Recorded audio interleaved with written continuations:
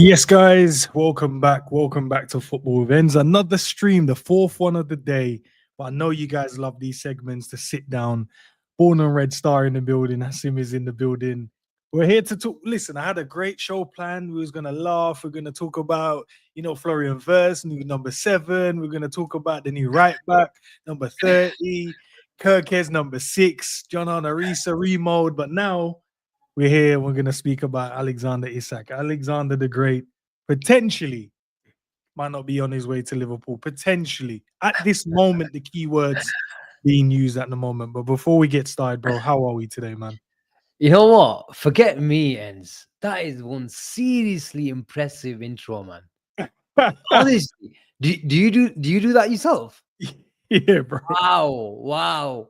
I need to talk to you, man, because we're in the process of sorting some intros out and outros, but that was good. That was good. So I yeah, man. appreciate you.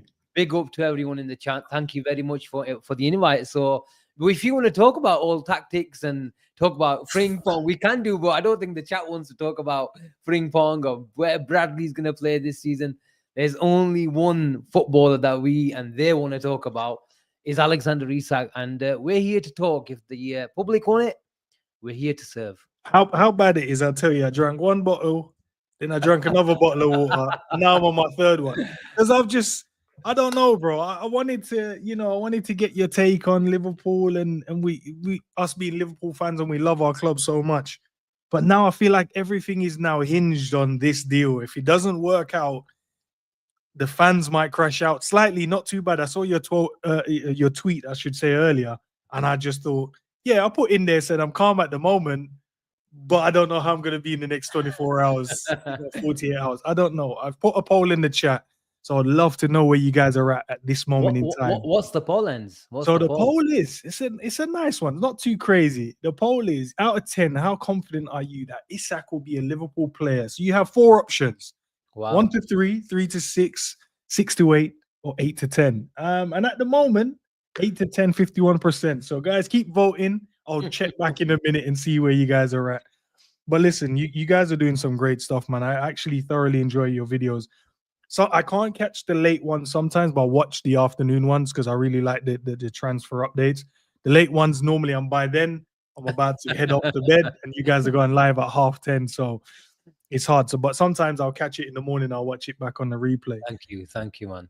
But you had Ben Jacobs gave us a lovely update. I didn't get to see it, so you're gonna have to break it all down for us because I was streaming at the time and I haven't had a chance to go and watch it. But the word on the street, Liverpool are now done with this. But yeah, if you take it at face value, Ends. If you take it at face value, and that's what Ben Jacobs said. But I think Paul Joyce, you probably saw his article or tweets that got aggregated a couple of about half an hour ago.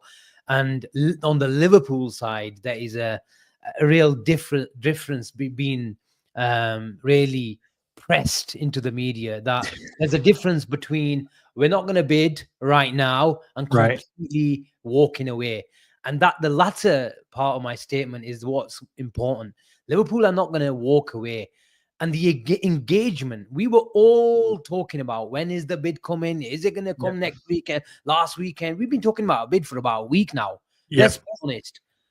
And it came. But Liverpool were never, ever going to go around 125, 130, 135, because we just have to rewind the clock around about 3, 4, 5 weeks ago when the whole narrative was being sent by the Newcastle journalists saying, first of all, this player is indispensable. And then he's not for sale. He's our prize asset. But you know what? We're expecting a bid. Like, if you want to squash the narrative, you want to squash the rumors, what you do is you put out a really bullish statement and say, he is going nowhere. He's our player. We've got 3 years on him. Do what you want. Whether he goes strike, goes in Sahara Desert to, he's at Sociedad training, isn't he? But wherever he isn't going nowhere. And you have to be really, really stubborn and strong. That wasn't happening because they were softening their stance. And it took about a week and a half for Liverpool to engage with them. And when Liverpool engaged with them, bro, they were never going to go all in because this was always going to be a transfer saga. It already is, and it's only gonna drag even more. So I understand if some people, whether you want to believe that the bid is at 110 million or 120 million, believe what you want. It's where Newcastle don't want to be. And there is always going to be 2-3 bids that maybe get rejected.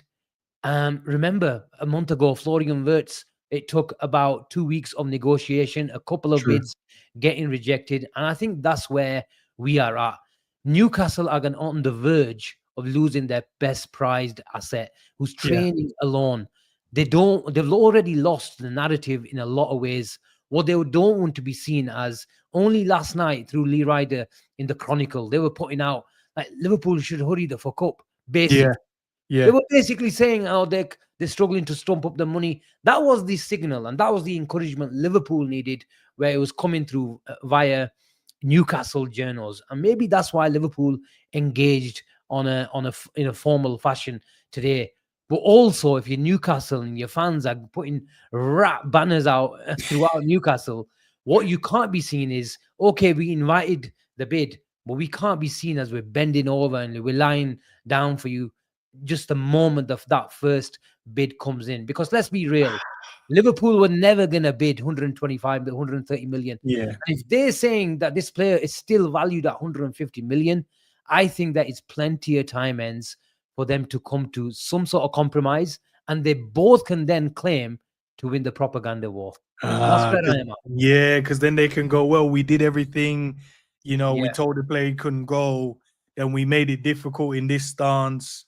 We showed the fans that we don't want to get rid of our players. We're not going to just be run over here. We're not a small club with the mindset of a small club. But if I don't want to say if, because I feel like I'm changing my stance now. When we get him, because I want to put this in the universe. And where are you at though, Enz? I'm still there. As I said earlier, I'm still calm. Clinging on? I want him so badly, bro. Paul, I want him at our football club because I know the significance of getting a player like him. He transformed. I can see it in my head. I have a picture in my head. So I struggle sometimes to tell the people exactly this picture, but if you get him in this team, not only does it send a shockwave to the rivals, the fear factor, them lining up in the tunnel, the best way I can describe it, them lining up in the tunnel and looking across and going, I have to be on my game on the right, on the left, through the middle, in the midfield. I have to be on my game. Every man for man have to be on their game. Where in the past, teams have probably come into and gone, yeah, it's all right. And yeah, he's not that good. So we only have to worry about Mohamed Salah, or we might have to worry from a set piece from Virgil. We don't really have to worry other than that. Now, I want them to look across and go, if one of us is not on our game anymore, and that's what Alexander Isak does for me. Shout out to Stro in the chat as well. Big up, guys. Big up. But that's where I'm kind of at in the moment. But I love the wording. The wordplay in journalism is always one of the things I find fascinating. Just only, at this moment, these kind of words. I'm like, so are we saying we're not there? Are we there? Or I feel like the journals from a Newcastle standpoint are saying Liverpool coming back, but the journals from a Liverpool standpoint are saying we're not coming back. So I'm like, who do I want to believe in this moment? And the reason why I think the Liverpool side, I'll just stick with that perspective. What Liverpool are telling Newcastle, in my opinion, is we know you haven't got the PSR flexibility or the PSR muscle and the headway to do business. We know, because the proof is in the pudding. We've seen exactly what they've been experiencing over the last 4 or 5 weeks, and they've only got Elanga, and they've got the keeper as well, haven't they, from Southampton? What's his name? Ramsdale. That's the one. So what Liverpool are saying is, okay, we know where you're at. We lowballed you, if you want to call it, but we had to engage, and we were never going to come with a really big bid in the first place. We just had to start the conversations. But we know you need this money. And so we're going to put it out there that if you're not reasonable, we're going to put it out there through our channels that we're going to walk away. But do you really think Liverpool, who have got Alexander Isak as a big, massive priority signing right now, British record, you can hype it up as much as you want. Do you really think Liverpool are going to come with a £110 million bid and walk away and don't even come back to the table. It's not going to happen. But the narrative is, and the message and the signal to Newcastle is if you don't get your ass in gear, then we will walk away. But you try signing and appeasing your fans with another 3-4 signings in the transfer market, because you simply can't do it. You haven't got a penny to your name. And we've all heard how much Isak, in terms of if they're selling for 150 or 130, let's call it 135 million pounds, it'll allow them to spend another 400, 500 million pound in the transfer market. It's just how the book value works and the profit and all that sort of stuff. I'm never into the whole finance side of it, but I read bits, and I'm sure you have too. But I think that's what Liverpool are sending. They're sending a message that, look, we will walk away. Yes, we like him, but we're not in a completely desperate situation. Yeah. If we have to pick him up in January, we will do. If we have to pick him up in the summer, we have got him. We have got Isak's replacement that you tried to go under the noses of us just 3-4 weeks ago. And have you got a Minter? Have you got an Elliot Anderson to send to Nottingham Forest and balance the books and recoup that money? No, you haven't this summer. All you've done is send Longstaff to Leeds for 12 million pounds. So Liverpool know that they are desperate, and they will blink, and they will come to the table at a reasonable value, and the compromise will be reached. And we've already talked about the message that they need to send to their fans, because this is still a project. The Saudis have come in about 18 months ago, and they cannot be seen as just bending over for Liverpool at the first hurdle. So it's fascinating. And the more it drags on, and we've been discussing it on BNR as well, is that it's that game. It's that game. The second game of the season. And I'm just going to pray out there. And even though I did think it might be a lot sooner in terms of this move getting completed, but today's news and today's sort of tug of war in the media, I think this could be a transfer deadline transfer. Oh, I don't like when these kind of deals play out that far down in the window. Bear with me. Let me just change the setup here for us. Let me get you back in there. Okay. So I want to go to Dave O'Cup. He obviously has been throwing out news. Some of it he said is exclusive, So we know the first bid was rejected. Now we're hearing there is a formal, transfer request going to be made. So we're like, okay, let's see how that goes, see how well that plays out down the line. But also he was telling us about the somewhat new deal we're potentially going to do. He's saying 80 million up front, 50 million the following year with a 10 million add-on. Don't know how much in that we can kind of assess and go, yeah, that's true. We just have to take his word for it until we see who else maybe out there that speak about it. But that would then take it up to, 80? That would take it up to the 130, 140 mark, which I think is more than enough for Newcastle to take and go, right, we guaranteed 80 now. We're going to get 50 in, next season. And then we've got 10 million in add-ons, potentially maybe winning a Premier League or maybe hits a certain amount of goals. I don't know what they're going to put in there. But why wouldn't Liverpool go? So I got asked this question earlier from a Man United fan, Flawless. Big up to him. He's like, why don't we just go in? We know what they want. I said, in business, you got to negotiate. You can't go in. And they were like, oh, well, we only wanted 130 anyway, but they've given us an extra 20. We'll take that and laugh. So I'm like, we got to go and test the waters as such. Look, why don't Liverpool just go in full, go in with the 130, 140, the 150 and go, this is what you guys keep saying you want. Here you go. A few things, Ends.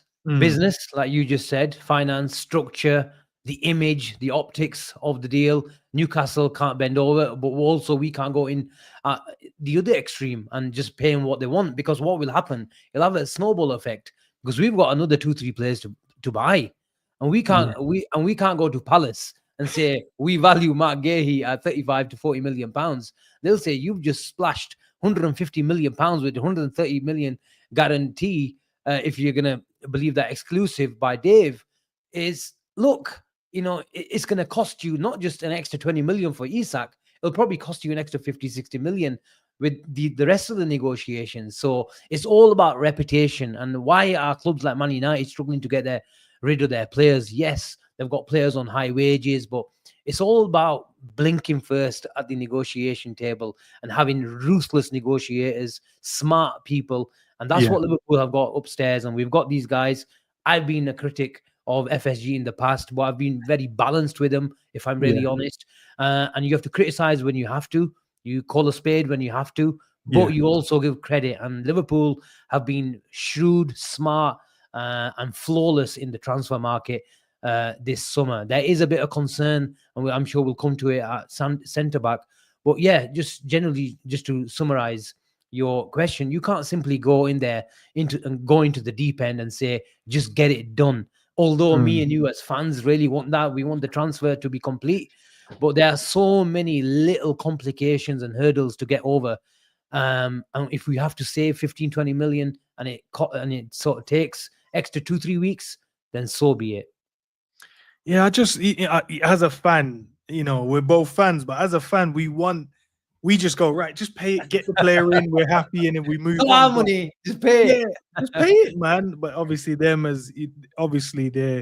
very shrewd in what they do, and they're obviously great at what they do. As Liverpool being one of the best, if not the best, run club in the Premier League.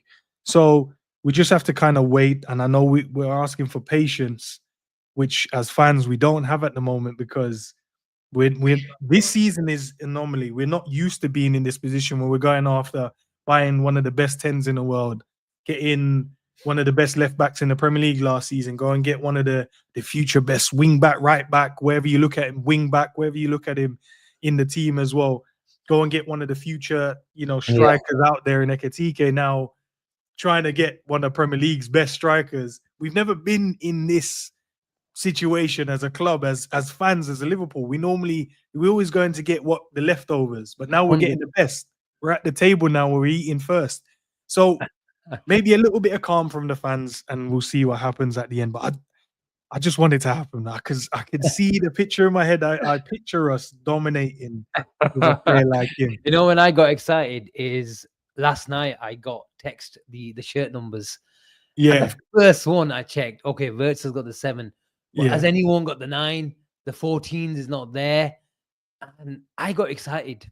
And when I got that message with the shirt numbers, the second message was saving 14 or 9 for Isak. And I thought, wow, this is happening. This is happening. And then when the bid came in, oh my God, I was at work. I had to go out and start getting calls. I had to set up the stream for Gene to go live. But then it was the twist. Well, I think there'll be plenty more twists, and I really think so.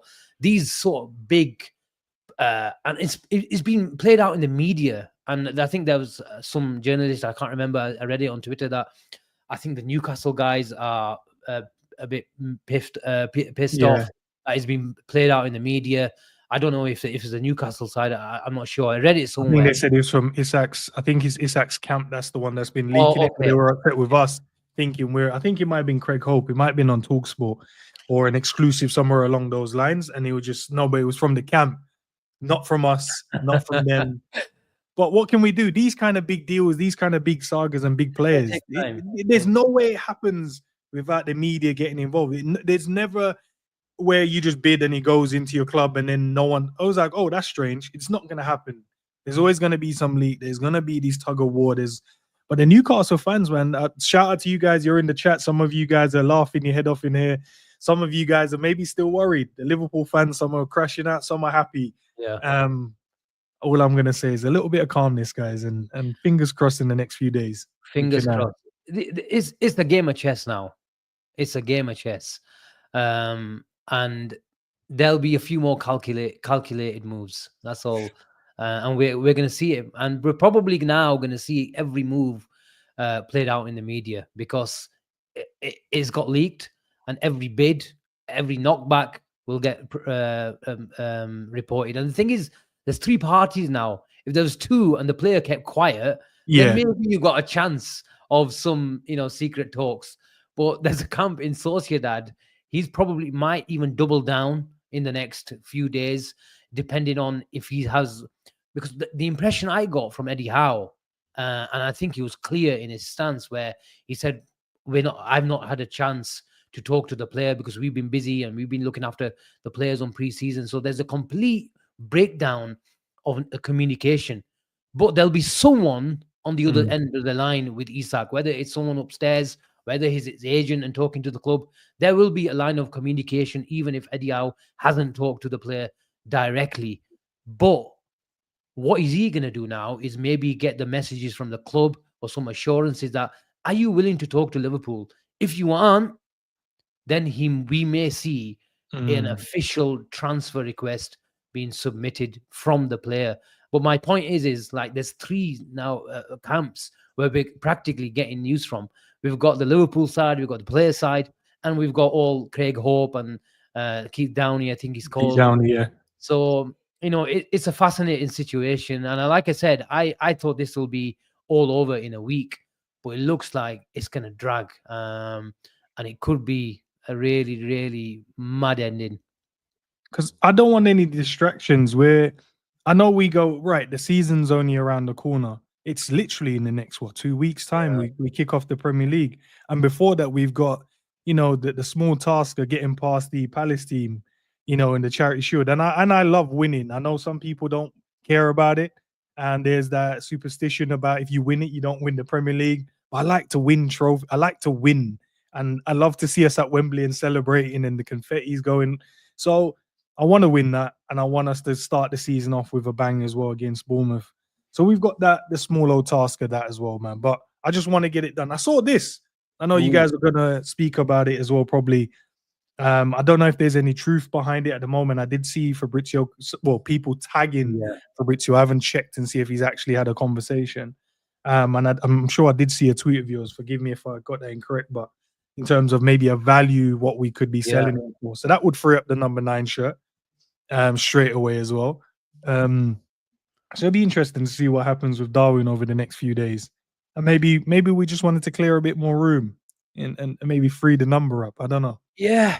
Look, Darwin Nunez, I messaged a few friends from Saudi, and they said the talk is that it could exceed 60 million euros. And I think that is the sort of money that Liverpool are looking at. It could be even around about 55 million pounds plus add-ons. So around about 65, 70 million euros. I think that would be something that Liverpool would bite someone's hand off. I think Napoli did try to lowball Liverpool. Liverpool were in no position to really accept those sort of numbers and structure from Napoli. Napoli were looking for a bargain. Liverpool were desperate, as I say. And we also had Luis Diaz's situation with Bayern Munich taking place. So, like I said, he wanted to leave as well. But I think with Darwin Nunez he probably preferred to go and stay in Europe. And this is why Liverpool tried to work out a deal with Napoli. But the fact that we had Isak deal in sight, we could not let another number 9 leave after Diaz left for Bayern Munich. And I know they're different profiles, different positions, but with the whole tragic circumstances of Diogo Jota passing away, Liverpool could not afford to let Nunez go before they bring in Alexander Isak. And now I think that is what Liverpool want to do for the last 2-3 weeks. When they made their mind up in going for Alexander Isak properly, when they got some proper encouragement from the player side, they had to let just Nunez stick around and see what happens. Because there's no guarantees in football. And I believe, and it's my opinion, that Alexander Isak will be a Liverpool player come end of the summer. But is that a guarantee? No, it isn't. And that's my opinion. And maybe I don't think Liverpool will let Darwin Nunez leave if they can't get Alexander Isak. That's my feeling.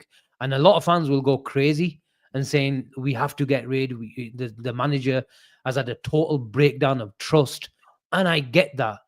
But I have a feeling where if we don't get Alexander Isak, Nunez could stay, but we also could bring in someone like a Rodrigo who can play on the left, who can do false 9, double 10 roles as well, and can play on the right-hand side when Mohamed Salah goes on AFCON as well. So I know we've got the emergence of Rio to look forward to as well this season. Can't wait. and I can't wait. We all can't wait. But I think we have to be sensible as well. Obviously, he divides opinion. He's a polarizing figure. But at the end of the day, there's still a £55 million value in him. So, and we still got 3 years left on his contract. We can't be silly because we can't go into the season with just Ekitike as our number 9. No, we can't do that. That'll be crazy. Look, we woke up with great pictures and the kit looking glorious, and I'm looking at it. Maybe not the long sleeve. I'm thinking maybe the short sleeve, but I don't mind the long sleeve. Then I saw Florian Wirtz with the 7. Yesterday was against the 7 on Florian Wirtz. I thought obviously he can't get number 10 because that's McAllister's number. But I was like, no, I'd rather a winger with the number 7. But Liverpool clearly on their the promo did you see the banner they made? Everyone else's shirt was hung, and he had the big tifo in the middle of the pitch with the number 7. I said, okay, so he's the main guy then. He is the best there is. But yeah, I love it. I love the kit, man. I love this shirt. I love the other one as well. But this one, it's a proper shirt, isn't it? Yeah, it looks so beautiful. I'm more of a long sleeve type of guy. It's been a while. Did we even stop bringing long sleeve? I can't remember the last time I bought or I saw a long sleeve in the shops. Can't remember. I don't think Nike even, because we've had Nike for a little while. I don't think they ever did that. I don't think everything was like short sleeve. But maybe with the options now, maybe some of the players might choose to go long sleeve, especially on the cold winter days we're going to look forward to. Maybe they go long sleeve instead of have to wear the Under Armour stuff. So maybe they go with the long sleeve. Yeah, that is an unbelievable shirt. But apparently the third kit is going to be even more of a banger. Because I've seen some leaks and I love that green. I love that green. I'm still undecided. It's undecided of which top I want to get. So not the top, but the name on the back. So first I was set with Flo on the back, Florian Wirtz, and I was like, okay, I'll go with that. But then the Isak stuff. So now I have to wait. Because if we get Isak, it's gonna be Isak. But if it's not, then it's gonna be Florian Wirtz, man. But I want if Isak comes, which number do you think he goes for? I think the 14. Do you think so? Yeah, because I think the 9 is already tainted. It's slightly with Darwin having it, slightly tainted. And I think maybe he sticks with the number that best represents him. The number that he said, Henry had it, and Henry is one of the players he looks up to, kind of thing. So maybe he sticks with that. But then that's Chiesa's number. And I haven't heard anything about Chiesa. He's like the forgotten man. He didn't get selected for pre-season. But I haven't seen any pit. At this moment, I don't even know if he exists anymore in Liverpool Football Club. I've not seen pictures. I've not seen anything at all. Like did they say go home and relax until we find a deal for you or something? Because I don't know. Look, I love the player. He wears his heart on his sleeve. I'm blessed to sit behind the bench on a week in, week out basis, and the amount of passion that he shows for his mates. Honestly, even sometimes when he's not in the squad ends, that he's really happy for the team or someone individual who scores a goal or assists a goal. And we all love his song. And maybe that's why Atlanta are struggling to meet the price, because there's an add-on for the song that Liverpool are putting on there. There's the premium. There's an extra cost for the song, because that has to be one of the, if not the best song in world football. It's a proper banger. And the only bad thing is he hasn't played enough minutes to really, really sing that song. But I guess it don't really matter, because we know he isn't going to play, but we're still going to sing it. And he got a song, and you know what? I heard it, and it was when I heard it, in the best glory, was when on the parade day, and I was in the crowd, and then all I kept hearing was it, and I was like, this sounds good. This is sounding great. And then it went off, and I was like, that was like the song for parade day. That was the song. Everyone was singing that song, and it's crazy. He hasn't actually played for us really. He's already got a really cool song. We lost Diaz. Yeah. Diaz's song is now gone as well. Oh, we've lost some bangers, haven't we? Yeah. But I think he leaves Chiesa, unfortunately. I think he might have got some advice and instructions from the Italian manager saying, look, it's a World Cup year. If you want to play, and be included in this squad as well. You need to get some minutes in your legs. And let's be honest, we've added depth, we've added quality this summer. Last year, there were some players that he just didn't trust. And then I think at the times at the end of the season, the manager was sending a message to the fans that, you know what, you guys wanted these guys to get more minutes. Here they are. This is how good they are. I'm being real here. And I think he was trying to send a message that I have my trusted troops. But you also learn the fact that we probably need 3-4 extra players that he trusts. And he's used this transfer market. The club have backed him after winning the league. And that affects Federico, in my opinion. And we've seen even in pre-season that Frimpong has been doing some right wing shifts. And I like it, though. Yeah. I like it. It looks unpredictable and he looks really, I don't know. I think the fullbacks in the Premier League might really struggle with him, to be fair. Yeah, and if he's doing those right wing shifts, it's going to affect Chiesa. So I think he's going to leave. But I really like him. A really good lad. Good family as well. But it is what it is. You sometimes have to make a decision for your career. Just like Harvey Elliott, when you hear him in interviews, he keeps on saying, "Look, this is my club." But at the end of the day, he's seen the best number 10 come into the club. Szoboszlai is ahead of him. Curtis Jones is ahead of him in the number 10 position, if we're going by team selections over the last 12 months. So he's fourth choice. And Slot has come out many times and said he's not a winger. So where else does he play? He don't play on the left-hand side of midfield. He's not a number 6. He's a number 10. And if you're fourth choice as number 10, how many minutes are you going to get? He got 5 minutes last season. You'll probably get 4 minutes this season. So he's not getting any. It's a difficult one. But listen, bro, let's get Izzy Esjot, I wouldn't say, or maybe I pronounced it incorrectly. But low-key can't wait for I'll say Eddie Howe's presser tomorrow. Cinema, in my opinion. I guess they're gonna be like, oh, is Alexander Isak staying now? And he's gonna have to figure out a way. Because I would be direct. I would ask a direct question. With the Liverpool pulling out, that's what the word on the street is. Does that mean Alexander Isak is staying at Newcastle? And I'd love to know if someone is that direct to hear the answer, because it should be yes. It should be yes. Like we're not. He's not for sale. We've spoken, and me and the board have spoken. We're not selling him. That's what it should be. Unless he starts tiptoeing around that question, that will be a telltale sign that it's just mind games at the moment. He is. All right, but listen, that's him, bro. Big up to you. Thank you for. It's not a long show, guys, so don't worry. The guys will be live again, so you guys have plenty more Liverpool, conversation to be had. But I appreciate you taking the time, man. And thank you so much. I wish I could give you more time, but as I said in backstage, I've got about 15 minutes to put the kids to sleep, and then come back and jump on the 10:30 show. So thank you so much for having me. I'm sure we'll do more collaborations. Every single person in the chat, all you need to do is close the chat, subscribe to the channel if you're new, and smash a like, because sometimes people take this sort of content for granted. People sometimes forget that these guys have families, kids, and all these responsibilities, and we're juggling from work and families as well to provide the content. Exactly. So please, people, show the love. I'm sure you all do that anyway, but especially tonight, smash a like and subscribe to the channel if you're new. And thanks for the invite again. No, always good, man. So guys, listen, that's my last stream for the night. I'm gonna go to bed now. I think time to go and chill and relax.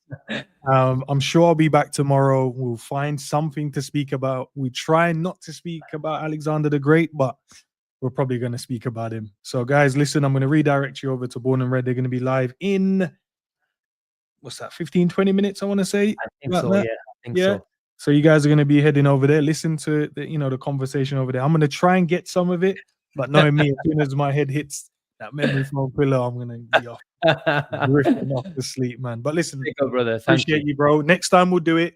We'll structure it the way that I wanted to kind of do it, in terms of, we got questions. I had some questions for you as well, but next time we'll get those questions. I'll save them until that day.